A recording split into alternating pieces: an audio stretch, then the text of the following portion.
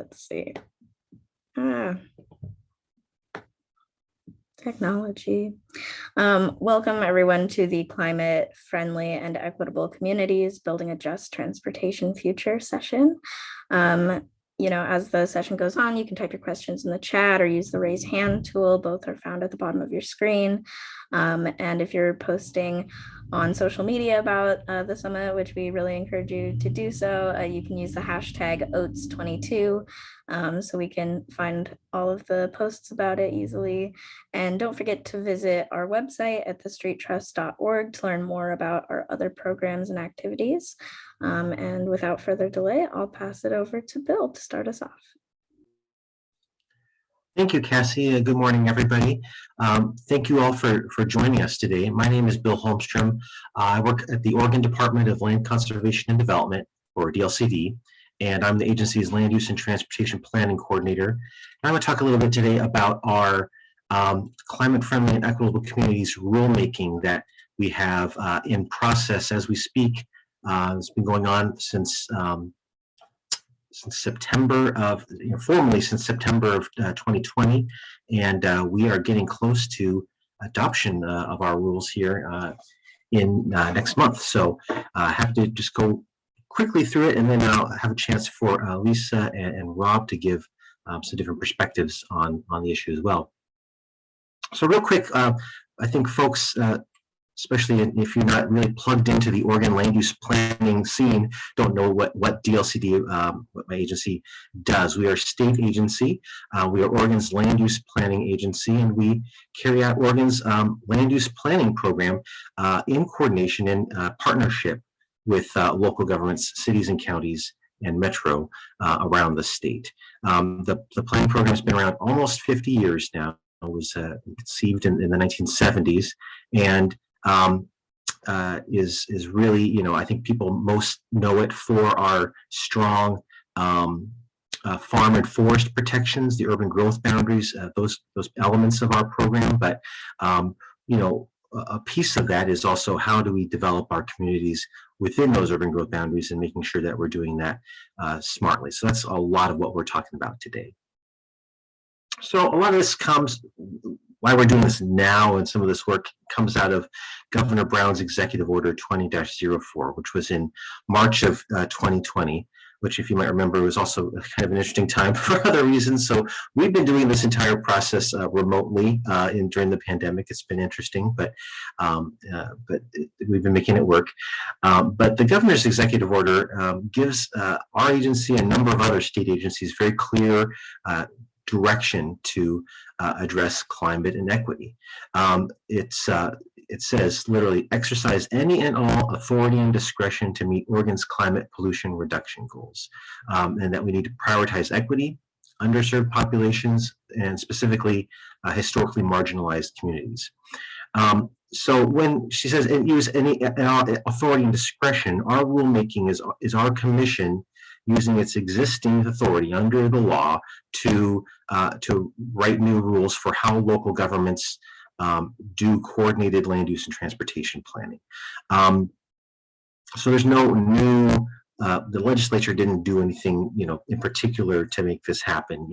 It's not a statute like that. It's not a law like that. It's rules that our commission can write under its existing authority that it's had for a long time. So why is it that important to do this stuff? And I think, this audience probably has a pretty good handle on some of these things, but, in terms of our transportation system and the climate pollution that it generates, we are not meeting our targets. You can see here this little gap.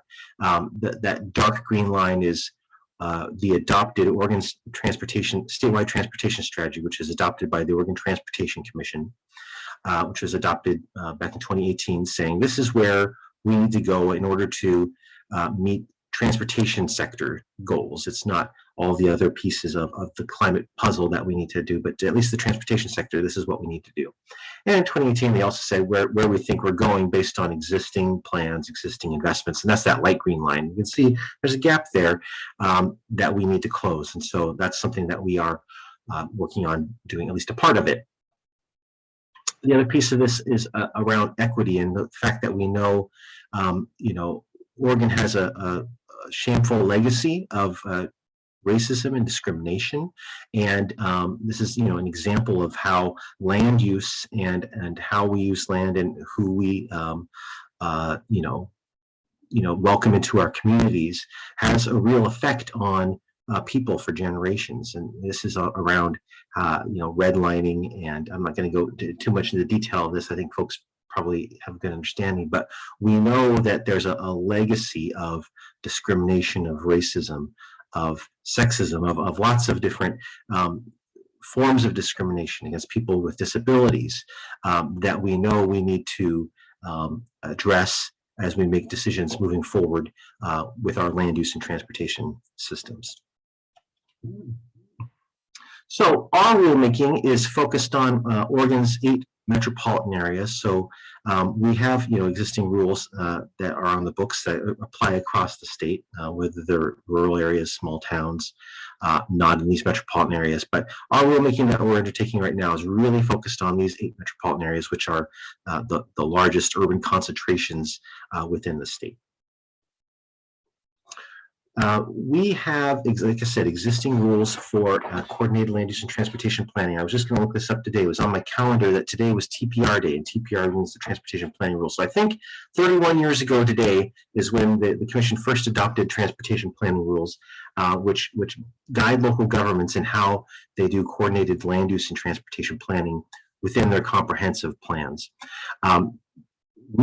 We've done a really good job in Oregon, frankly, compared to other states. We are further ahead in terms of, we would be worse off if we hadn't had done this work, right? But we know from that graph I just showed you a few slides ago, we need to do a lot more to meet our climate and equity goals. So the goal of our rulemaking is to build on what we have, on our successes, but to, I like to say, turn up the dial on that to really try to hit our goals. So what are the things that we can do to really move the needle here? One main thing that we are, as the land use planning agency, we talk about how can we change land use plans to allow more mixed use and compact development patterns to be built within our communities. These are places like historic downtowns or other places where we've been able to build places where people and services are close to each other. So that results in shorter trips, that's less pollution. That means more trips can be taken by walking, cycling, and transit. That means less pollution. And we're using less land for parking. So that also means less driving, less pollution. That's what it comes down to. The other piece of it is around our transportation planning priorities and where we decide to make our investments. We need to make sure that our local governments are planning for complete and safe walking, cycling, and transit networks that are comfortable for all ages and abilities. And we're really trying to push local governments to move more in that direction. They have already done a lot of great work around this, and Rob will talk a little bit more about what Eugene's done, but we're really trying to raise the bar up for everybody in metropolitan areas across the state, make sure that we're moving that direction. So this is our rulemaking is detailed, it's complicated. There's a lot of things that are pieces of this. This is going to be a really high level overview. Happy to answer any questions after the presentations. But main pieces of our rulemaking is we are asking local governments to really do more equity analysis and enhanced engagement with underserved communities within each of those communities, just to make sure that the right voices are in the room when our decision makers are making decisions that affect people's lives, and that the effects of those decisions are considered on a range of people, even if they can't be in that room. Are we making sure that the outcomes of our decisions are the right ones for the people? We're requiring regional scenario planning. It's something the Portland metropolitan area has accomplished over the last few years. We're expanding that down into the Eugene, Springfield, and Salem-Keizer areas of the state, and we'll be doing some initial work in those other 5 metropolitan areas as well over the next few years. Pretty substantial work on parking reform and how local governments may require parking or may not require parking, and what that looks like in our communities. which is kind of critical to both the land use and the transportation pieces of this. We're introducing something called climate-friendly areas, where we're requiring local governments to designate specific neighborhoods, specific parts of their city that will allow higher levels of development, will allow mixed-use development, to make sure that we're building those places where people don't have to drive a car to meet their daily needs, that they have the choices and the options to be able to walk or ride their bike or take transit. And then we have pretty substantial changes in how we're asking local governments to do their transportation system planning. Again, really setting priorities around climate, around equity, around making sure that we're completing the walking, cycling, and transit networks for people to be able to get around without having to drive a car. Not saying we're getting rid of cars, just that we want to make sure that that we're on equal footing. So real quick, my last piece here is, DLCD, we're a small agency. We have big impact, but there are a lot of other actions that we don't control that are necessary in order to meet our targets. And that's even just in the transportation sector, not including adaptation and other carbon reduction issues. We're a partner with three other state agencies. There's 4 agencies working together. It's on the Every Mile Counts initiative to help meet Oregon's statewide transportation strategy. Those are DEQ, Department of Environmental Quality, Department of Energy, and Oregon Department of Transportation. So those agencies are also working on actions and lots of other pieces of this puzzle to make sure that we're moving in the right direction. You'll see DEQ's, people might be familiar with the Climate Protection Plan. It's a big piece of what's come out of this executive order to help it move us in the right direction on climate equity. So with that, that's my really running through it really quickly overview of our rulemaking process. Again, I'll be happy to answer any questions after our presentations, but right now I'm going to hand it over to Elisa to talk. So Elisa.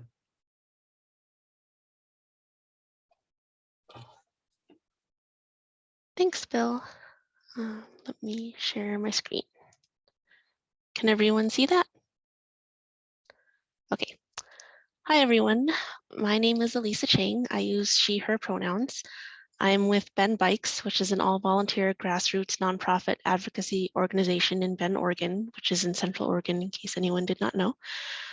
Our vision is a Bend that is safe for all people of all ages and abilities to bike to work, the school, the grocery store, and other essential services comfortably.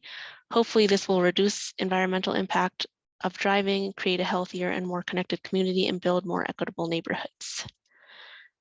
Today, I'm going to talk about getting change on the ground, creating a transportation system that is more just. But I wanted to back up a little bit and talk about where we are now with our transportation system. Our transportation system now is creating climate change. Around 40% of greenhouse gas emissions in Oregon are from the transportation sector. It is also not equitable. Around 30% of Oregonians can't or don't drive.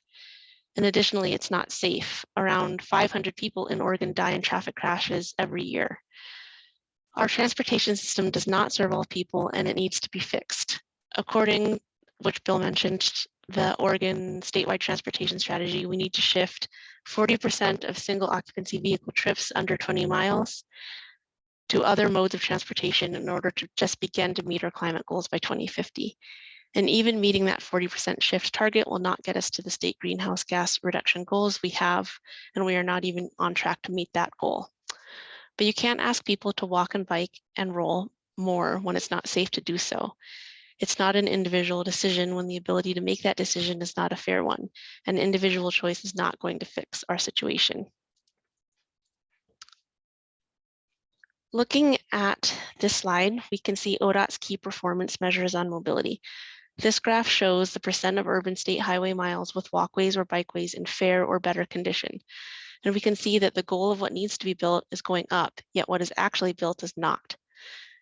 We also need to look at what ODOT considers a bikeway in fair condition. As an example, this is a picture of a bike lane we have here in Bend along Highway 97, and it's probably considered in fair condition. It doesn't have potholes or anything obstructing it, but can we blame people for not choosing to bike more with an option of a white painted line in a marked red bike lane along a highway where traffic typically speeds along at 65 miles an hour?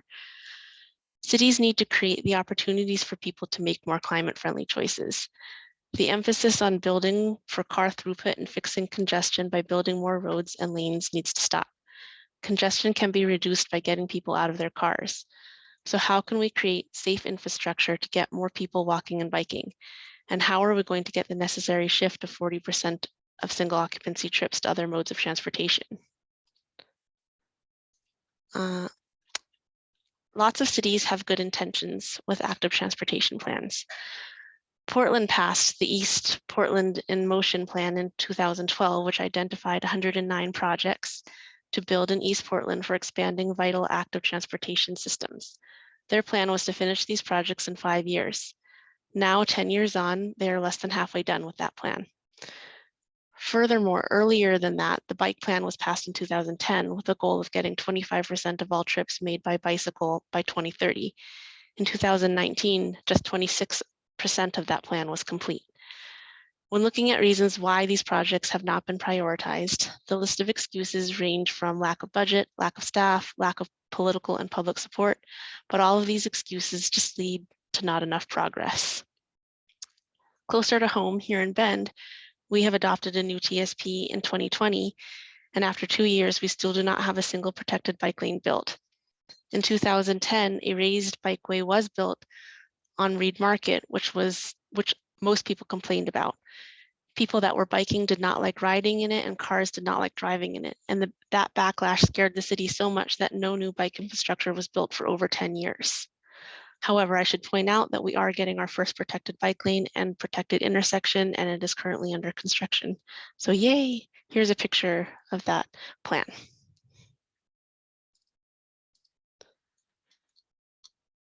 Often we talk about what needs to be done to get these projects on the ground. Is it a lack of political will? But whose voices are we listening to when we say that there is not enough political will to get these projects done? What about the people that can't afford the nearly $10,000 in annual cost of owning a car? Or the people historically and intentionally excluded from power and access? Or the families of those 500 plus Oregonians killed on the roads every year? Are we listening to their voices? Past transportation infrastructure projects raised and displaced Black communities in Oregon for highways. For example, and I don't know how to pronounce this name exactly, the Albina neighborhood in Portland was destroyed when ODOT built I-5 through it, demolishing a huge share of neighborhoods' housing. Voices that have been erased, ignored, and removed are now being asked to speak up for change, or it's their own fault for not getting the political will necessary to get the change on the ground. We will never have 100% consensus on getting projects built. It's necessary to move forward without having consensus in the interest of safety. But when cities say that there isn't enough political will to move forward with a safety project, make sure the political will we are listening to are the voices that have not been welcome to speak up in the past. The short answer to all this is that we need to make biking, walking, and rolling safe and easy, and driving harder and inconvenient. I believe that the DLCD climate-friendly and equitable community rules on bike system planning can help us get to those goals. A few highlights of these rules are that the rules state that a substantial portion of trips less than 3 miles should be by bike. In a city like Bend, where from one side to the other we are around 5 miles by 5 miles, almost all trips from within Bend are likely less than 3 miles. They also state that cities must build a connected bike network for people of all ages and abilities, which is defined. And these categories include categories that planners might not initially think about, like school-age children, people over 65 years old, women, people of color, low-income riders, people with disabilities, people moving goods, cargo, and other people, and people using shared mobility devices. This definition is so important. I've heard city planners and officials stating that a low-stress bike network that is good enough for high school-aged kids is good enough for everyone, as high schoolers are still kids. Clearly defining what users all ages and abilities includes will help us get equitable outcomes with lots of local flexibility as to whether to use protected bike lanes, bicycle boulevards, multi-user or bicycle paths, or other innovative solutions, while also holding local governments accountable to a higher standard of bicycle facilities to create real behavior change.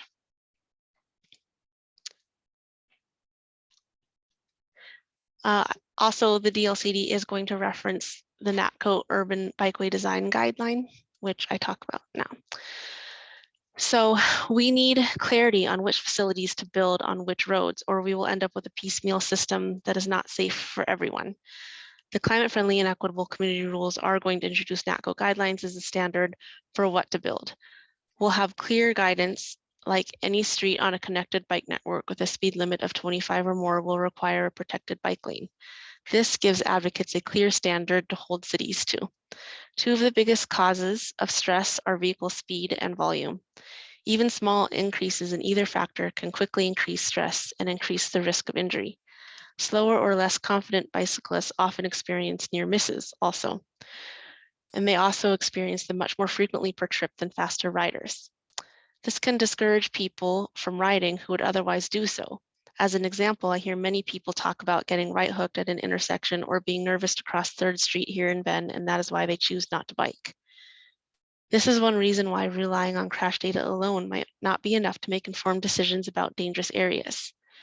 As outlined in the NATCO guidelines, there are key factors on roads that can also trigger needing a protected bike lane in addition to just speed and volume.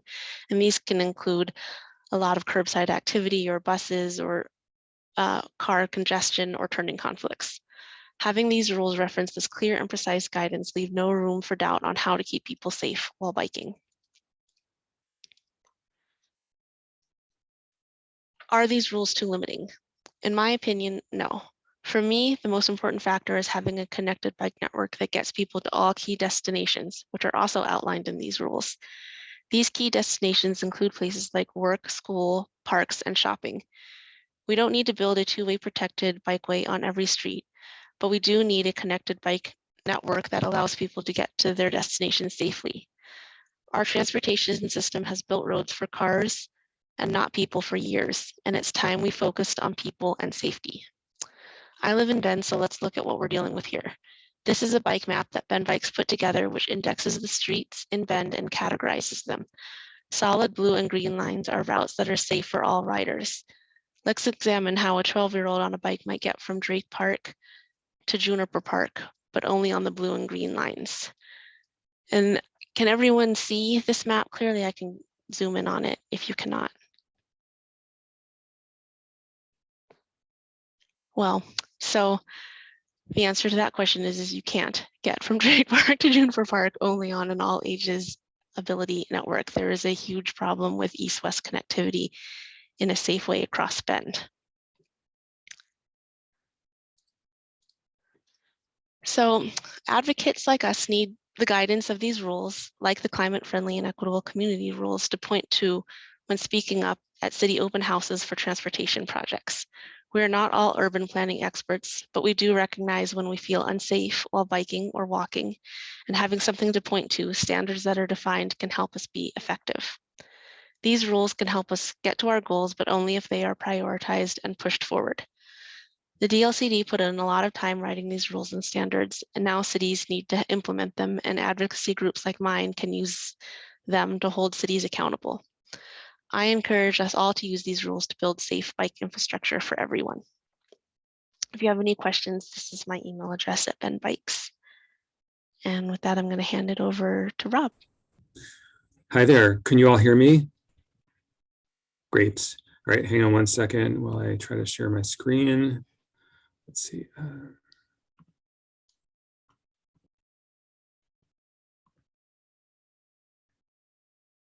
Okay, let's see. Can somebody just unmute and let me know if you can see this? Yeah, I see, Rob. Okay, great. So I'm Rob Interfeld, Transportation Planning Manager for the City of Eugene. I forgot to change out the photos. I was just presenting the other day to our City Council on e-micromobility, but I think that's very relevant for today's conversation as well, because this is one of those transportation options that is a good alternative to driving. And that's the goal really of this whole process, is to look at how to reduce driving through different means. That's really a big part of the climate friendly and equitable communities. Of course, there's the equity piece too, which is super important and definitely resonates here in Eugene. But in terms of reducing driving, how do we get there? What are the different approaches to get us to reduce what we call vehicle miles traveled? So I see it as a four-legged table. There's land use, active transportation infrastructure, transportation options, and disincentives to driving. And most of this is connected to the climate friendly and equitable communities rulemaking process in one way or another. I'm also going to give some examples from Eugene that show how we are already trying to implement some of this work. So I'm going to start with land use.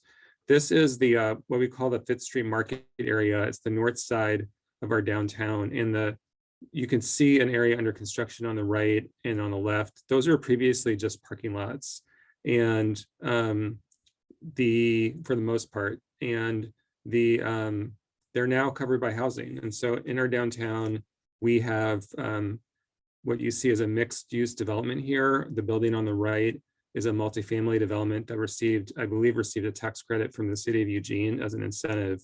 And then there's an affordable housing development one block over that was part of the same kind of master development. And, I'm speaking from the perspective of a transportation planner, but the land use piece, as Bill talked about earlier, is really critical to achieving our goals around having communities where people don't have to rely on cars to get around. When people live in more compact communities, destinations are closer together. It's easier to get around without a car. It's also easier to serve compact areas with transit, and then less of the landscape is taken up by streets and parking lots. One thing I want to point out, though, in this context is that even as we're somewhat densifying our single family neighborhoods, I mean, if you think about cities and suburbs in Oregon and across the country, a lot of the landscape is already covered by single family housing. Now in Oregon, we're changing that a bit. We're changing zoning as a result of House Bill 2001, what some people call missing middle housing. And it requires cities to allow duplexes, triplexes, and quads in single family zoning. But still, most of our landscape is going to be predominantly covered with single family neighborhoods for a long time. So one of the things to ask ourselves is, do we need to provide active transportation infrastructure to those neighborhoods? Or obviously we should, but should the priority be to serve these more compact communities first, where there's more potential for people to drive less? So next I'm going to talk about active transportation infrastructure, the next leg of the table. So, I thought Elisa very eloquently talked about this, that we need to have safe, comfortable, connected networks for people to get around on foot, by bus, bike, and other kinds of micromobility devices. So this includes building out our sidewalk networks, creating safe street crossings, buffered and protected bike lanes, neighborhood greenways, shared use paths, and frequent transit lines. It's easy to say that we need to build these things, but one of the big questions is the funding there to rapidly build out this active transportation network and provide frequent transit service? As local government planners, our job is to determine what funds we need to do this, and we can't do it alone. State and federal funding are obviously needed. Fortunately in Oregon, Bill talked about how a lot of the rulemaking really applies to the 8 metro areas that are covered by metropolitan planning organizations. And we do have additional funding available to us through that. But, just in terms of the basic funding that cities have, a lot of cities in Oregon struggle just to keep their transportation infrastructure maintained. And they're really challenged to implement enhancement projects. So let's look at state funding for active transportation. There's 2 primary grant programs at the state level, Community Paths and Safe Routes to School. And they do a pretty good job of funding off-street shared use paths and safe walking and biking routes to school. However, ODOT does not provide funding to communities for other elements of the active transportation network, like protected bike lanes. They do a little bit, but for the most part, they don't through any of their primary funding programs. And in fact, the bikeway you're seeing here was built, it's called the Amazon Protected Bikeway, was built through a grant, through a program called STIP Enhance that ODOT had that was very flexible, let area commissions on transportation prioritize funding, and most of them prioritize funding for active transportation infrastructure over car infrastructure. And unfortunately, the Oregon Transportation Commission did away with that several years ago. So now the funding tends to be in more kind of specific silos. Lisa talked about the state network, but I think one of the big questions is like, where is the investment going to make the most difference? I would posit that it's really on the local. There's obviously, and especially in some communities like Bend and Portland, there's some really busy arterial streets that are really part of the community, even though they're state highways. But in a community like Eugene, it's really the local transportation network that needs to be upgraded for walking and biking infrastructure. There's also some new federal grant programs available for active transportation infrastructure, but there's really a need to analyze whether collectively, these different programs like MPOs, ODOT grants, the federal grants, are these collectively going to provide enough funding to quickly build out the active transportation infrastructure needed in Oregon cities? And I'm really, I really look to the state to take the lead on that. It's a big burden to put that on local communities to figure that all out. And so I'd really love to see the state step up and help us figure that out. The previous image I showed here is our 13th Avenue protected bikeway in Eugene that opened a couple of years ago. And just an example of a safe street crossing that was also funded through that STIP Enhanced program I talked about earlier. Next, I'm going to talk about transportation options. So the third leg of the stool. This covers a wide range of things, including public transportation, the service side, not the infrastructure side of it, shared micromobility, and all the programming and incentives needed to encourage people to use these modes and to drive less. So I'll just give some examples. One of the things that we're doing in Eugene is we're trying to develop rules that would apply to multifamily development that would require them to provide transportation options to their tenants. We'd really love to see like a lot of different kinds of development in Eugene have those kinds of requirements. It seems like multifamily is a good place to start because it often is more located along transit lines, and there's just some more economies of scale that way. We started developing rules that would also apply to employers, but then we found out that the Department of Environmental Quality is developing rules that will apply to employers starting in hopefully 2025. The first kickoff meeting is going to be on May 9th for the advisory committee for that process. So I'm really looking forward to that. But sometimes we need to be careful not to overemphasize trips to work because nationally they're only like 15% of trips. So we really need to look holistically at what are all the different kinds of trips that people take. So we have another program here in Eugene that we modeled after Portland's program called Smart Trips that targets more at a neighborhood level and encourages people to drive less and use other modes of transportation. And I'd be happy to talk about that more later. So developing those rules, creating incentives for people to buy and use e-bikes. We think that e-bikes are a real game changer, and we're trying to do all we can to promote their use here in Eugene. Our local utility, the Eugene Water and Electric Board, is in the process of developing a $300 incentive for each household in their service area to purchase an e-bike. So we're really excited to get that going. And so yeah, and would love to see the state and look at other ways to develop incentives for people to buy e-bikes. We also have bike share in Eugene. You see the picture here of our Peace Health Rides bike share system. And we're about to launch scooter share. We just started a licensing process for that. We have a local nonprofit in Eugene called Cascadia Mobility, and they operate our bike share system, and they're actually interested in expanding to other communities across Oregon. As part of our licensing for e-scooter share, we're actually requiring whatever company we choose to provide e-scooters in Eugene to hire Cascadia Mobility as their local operator. So we would have a nonprofit operating in the e-scooters, and we think that'll be a lot more successful than one of the for-profit companies coming in by themselves into our community. So last I'm going to talk about disincentives to driving. I don't have a screen for that. I'll just show a picture of a road where there's a lot of driving. So yeah, I mean, we can build out the infrastructure for people to walk and bike and take the bus. We can do the land use part, but I believe that we need to talk about disincentives to driving too. Is it easy to drive? Is it hard to drive? If we look at communities where there is a much higher mode share for active modes of transportation, often part of that is that it's not an easy place to drive. It's not an inexpensive place to drive. So climate friendly and equitable communities does look at this by limiting cities' ability to require developers to build off-street parking. So basically, very strongly, CFEC encourages cities to they either need to do away with minimum parking standards, or they need to do like 25 other things to reduce parking. But I think we need to ask ourselves, are other disincentives to driving needed in our communities in order to achieve our climate goals? And what might these look like? They could have to do with like, how much does it cost to buy a car or to drive? Is it hard or easy to get a driver's license? Are there congestion charges? Is that something we should be looking at? I mean, typically that's something done in much bigger communities. We also need to be sensitive to how any of these additional charges would impact low income and rural communities, as well as unintended consequences. So we could really drastically raise the cost of parking in downtown Eugene, but that might mean people choose not to come to downtown Eugene, and they choose to go to more auto-oriented places in our communities. Are we ever going to charge for people to park at typical suburban style shopping centers? I kind of doubt that, but maybe we should be talking about that too.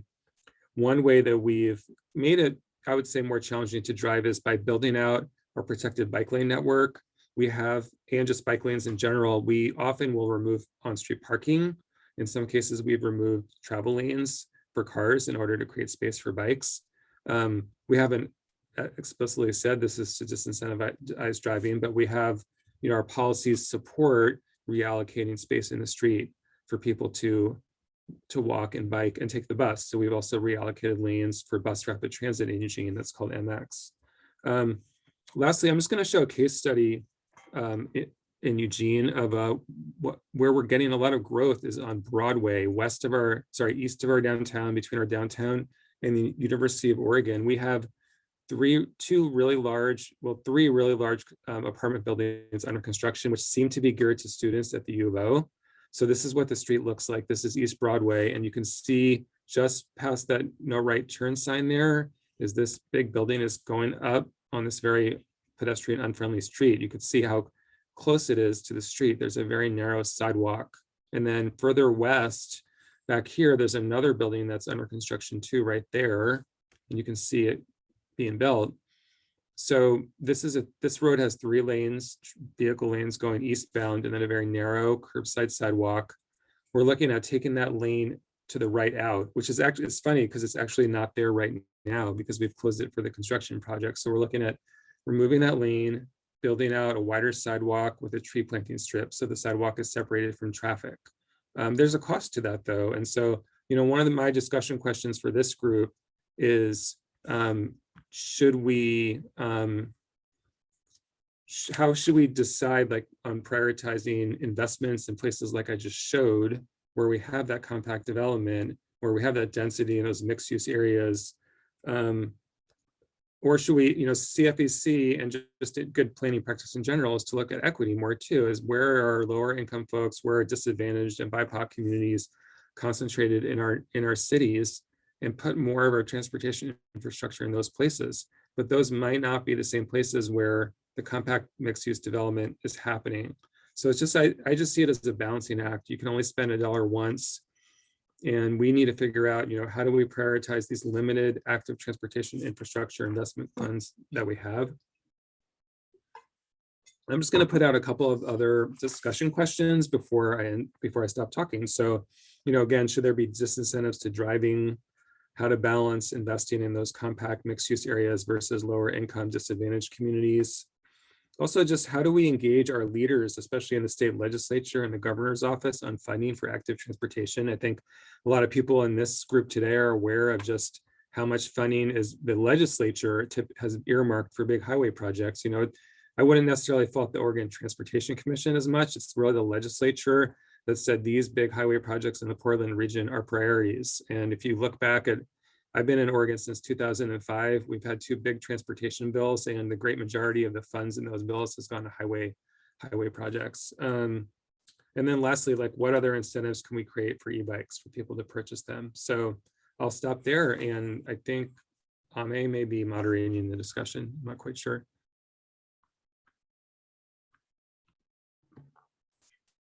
Thanks, Rob. Okay. Yeah, well, thank you all for joining in on our conversation. We did just want to open up, and I think Rob had some discussion questions for you, but in general, just wanted to open up for questions to our various speakers. And so, yeah, at this point, we'll open up the floor for further discussion, questions, comments on the presentations.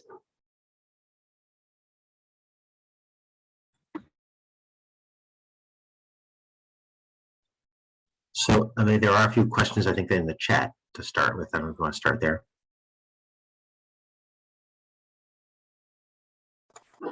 Okay.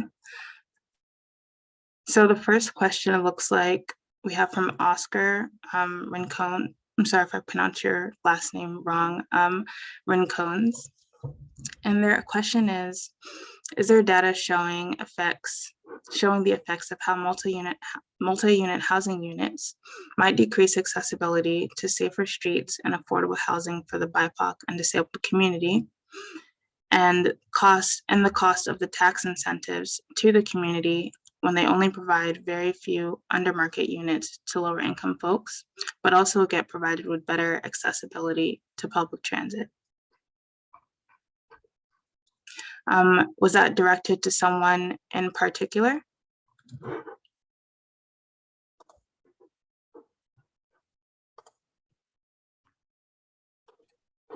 I can take a little bit of a crack at it. After you, Rob, I'll say something too. I mean, I don't know about data, but I could say in Eugene, we have a multi-unit tax exemption program. That's that first apartment building I showed how to apply for that, and specifically only for not student buildings that are not targeted to students. But that part of it is the developers have to put funding. I'm pretty sure it's not my area of expertise, but I think they either have to provide affordable units or put funding towards affordable unit, pay into a fund for affordable units. So there is a connection there that we're trying to make sure that we're not just having this, when we're incentivizing multifamily, that's not just for market rate. Go ahead, Bill. Yeah, just a couple points. In our rules, we're asking local governments to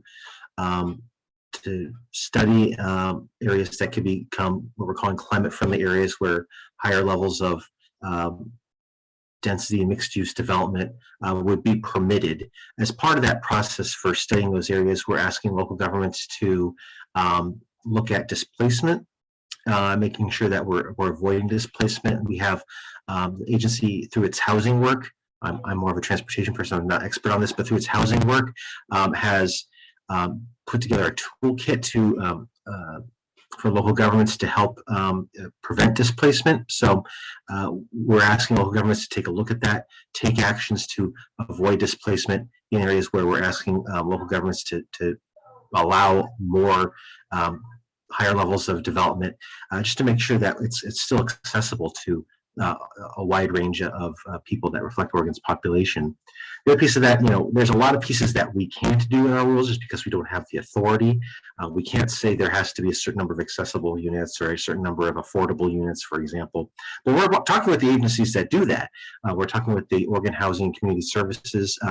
It looks promising that they'll be able to add climate-friendly areas as one of the criteria that they look at for when they're making determinations about their tax credits for affordable housing, that will be able to, make those places that have good access, where maybe people don't have to own a second car or own a car at all.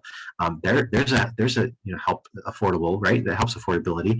If we can put more affordable housing in places like that, that's a great thing. And so we're working with them on that. Also working with the building codes division on are there things we can do around accessibility and making sure that more units in these places are going to be open to people who might have mobility disabilities or difficulties with that. So those are just some angles that we're working on, even if we're not able to put those in our rules directly. And then I think I see that second question, I think, is for me. So we're still working on the exact phrasing of how that wording is going to look like, pretty closely with the Department of Transportation, because they have some, I think they have some reasonable concerns around, what exactly that looks like. But our commission has directed us specifically to refer to the NACDO Urban Bikeway Design Guide as at least at least a safe harbor for local governments to use when designing their local bikeway design standards. So it's, we're going to give local governments some sort of flexibility around that to develop standards that maybe aren't exactly NACDO, but if they use NACDO, they'll be good. If they do something different, they have to justify how that's going to continue to meet our all ages and abilities goals. And we have defined in the rule what all ages and abilities means, and we've borrowed that directly from NACDO.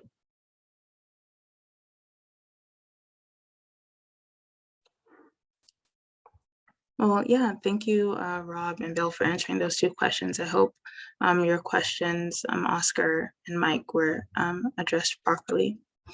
Any other questions from the audience? And I'll also invite the speakers to expand on anything that they touched on in their presentation that they'd like to just open up to the audience for further consideration.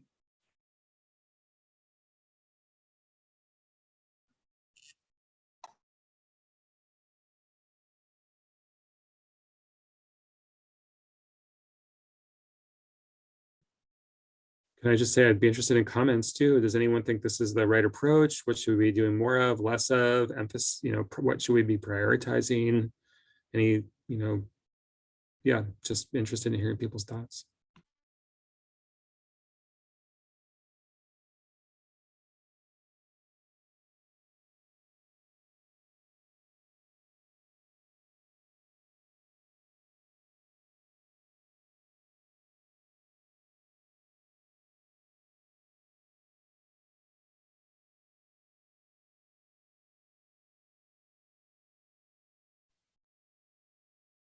I can say a comment that I came across when I was doing research for my presentation is that I read about several different cities that have implemented rules that kind of turned on its head when you build a bike facility, that you have to explain why you are not doing it, as opposed to explain why you're doing it on a particular street. So every street, every resurfacing, and every new street needs to have one. And if you are not going to have one, you need to present to the city council why not. I thought that was a pretty good approach to getting more bike facilities on the ground.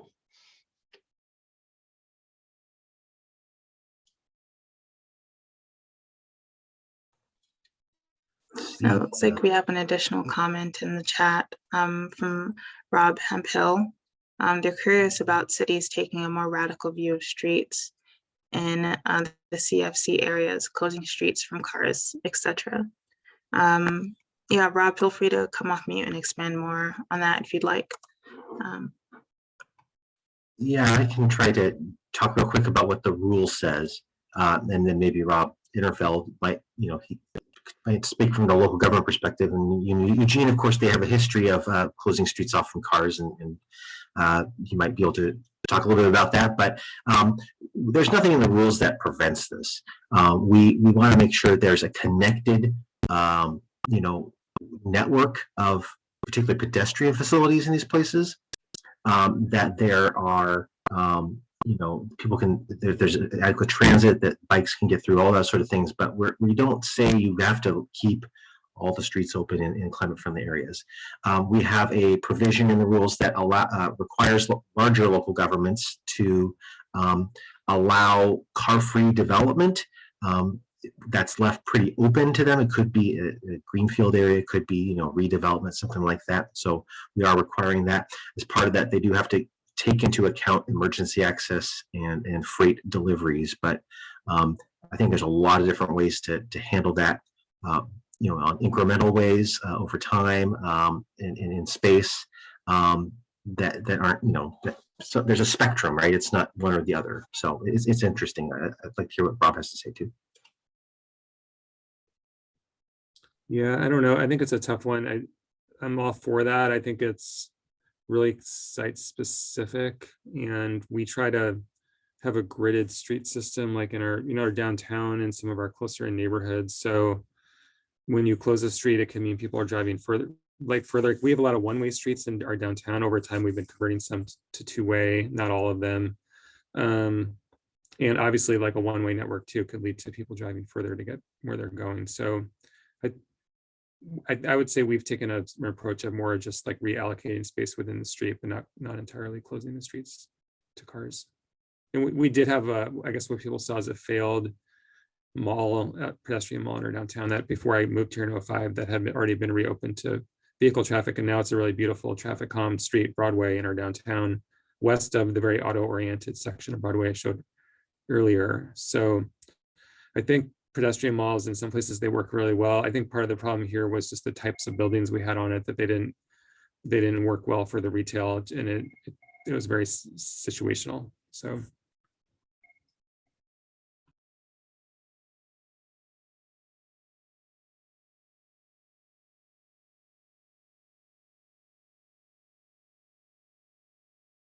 and just to Cassie's question, one of the things we're doing in Eugene is building more curbless streets, though. So sometimes you could have a street that allows cars, but it's curbless, it's traffic calmed. There's the Dutch term Woonerf, which is like car as guest.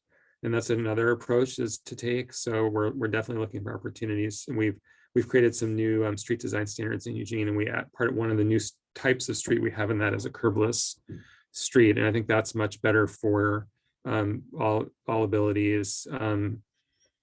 So definitely. I used to work in a city called Tacoma Park, Maryland, where we had a median in the middle of our main street. It was raised, and it was where we had our farmers market, and it was awful for people in wheelchairs and with limited mobility. And we just brought that down to the main level, put some bollards in, and to keep the cars out of it, and that worked great. So yeah, definitely we look to tools like that.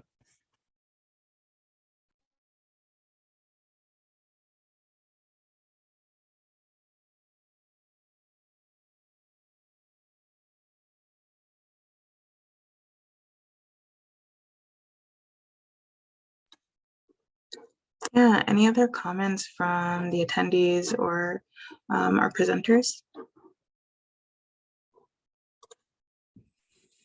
I guess, Rob, you kind of talked a lot about Eugene's approach to networking and safety, and whether it should have an equity focus or kind of a utility approach. And so I'm wondering, like, what is the overall strategy in Eugene? Do you kind of have a complete network approach, prioritizing centers such as the city core?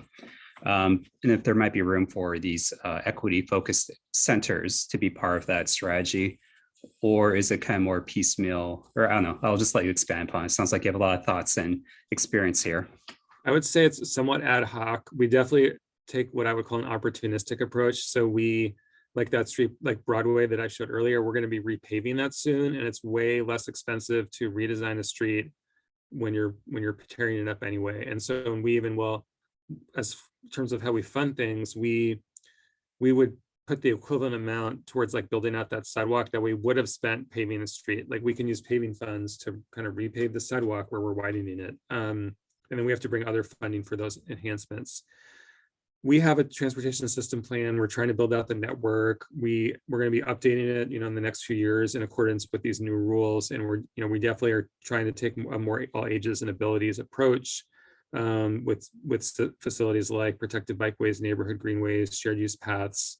We have one of the things we do in terms of trying to help inform what projects we move forward with sooner rather than later is we have a matrix we use to score potential projects, and it includes things like it has equity criteria in it. So it might look at like, is the area served by a Title I school? What's the percentage of people under the poverty line in that census tract? Some things like that, the percentage of people with disabilities. And then we also look at it as a Division 0 corridor. What's the potential of this project to reduce driving? So, and then that creates a composite score, and that'll help us decide like what projects to move forward with, say if we're going to be applying for grants or something like that.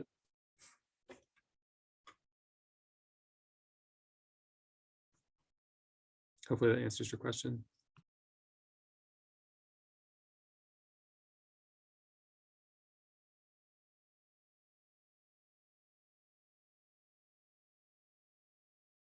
I can talk. Just another issue we face in Eugene is like some streets, like we have this really busy street that probably has like 30,000 vehicles a day on it called Coburg Road. It has a center turn lane, 2 auto lanes, and then 6-foot bike lanes, and like either in a lot of places just a curbside sidewalk, some places a setback.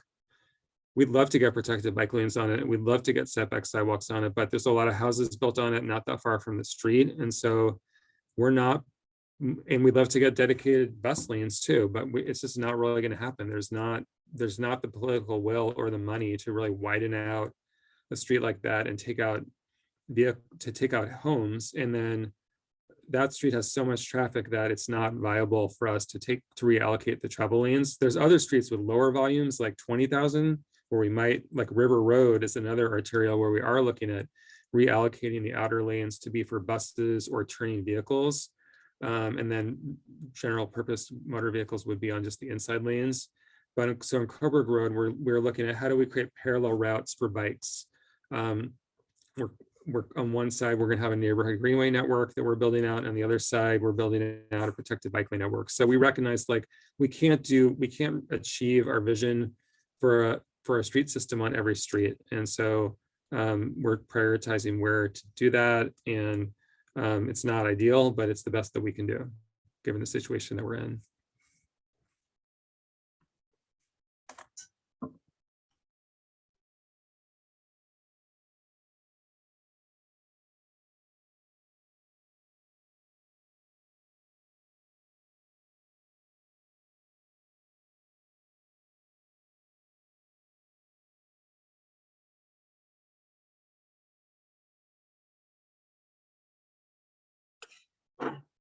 Well, I'm not seeing any other comments. Thanks all for coming, and I didn't get a chance to introduce myself, but my name is M.A. Makoto Yakan, Land Use and Transportation Planner for the LCD, and I'm just supporting with the coordinating of